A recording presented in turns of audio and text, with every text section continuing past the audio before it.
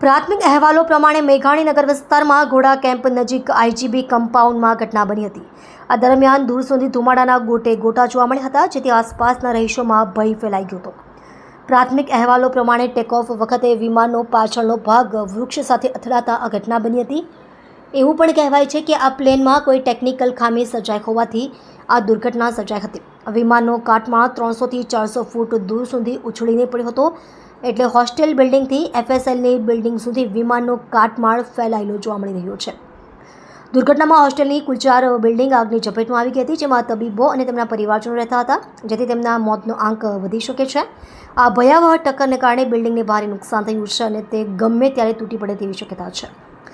વિમાન અથડાયા બાદ બિલ્ડિંગમાં ભયંકર આગ લાગી હતી. આ બિલ્ડિંગમાં ઇન્ટર્ન, ડોક્ટર અને તેમના પરિવારજનો સહિત અંદાજે 50થી વધુ લોકો રહેતા હતા.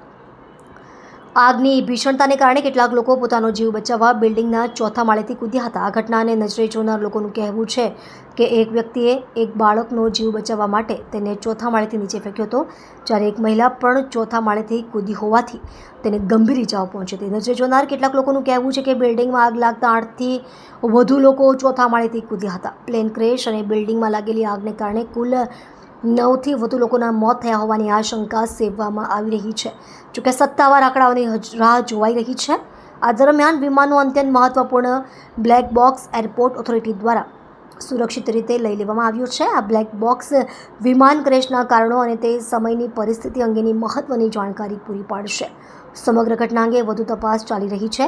રાજ્ય સરકારે અમદાવાદ પ્લેન ક્રેશ દુર્ઘટના સંદર્ભમાં સ્ટેટ ઇમરજન્સી ઓપરેશન સેન્ટરમાં કંટ્રોલ રૂમ કાર્યરત કર્યો છે. આ કંટ્રોલ રૂમનો ફોન નંબર 07923251900 અને મોબાઈલ નંબર 9978405304 ઉપર સંબંધિતો સંપર્ક કરી શકશે.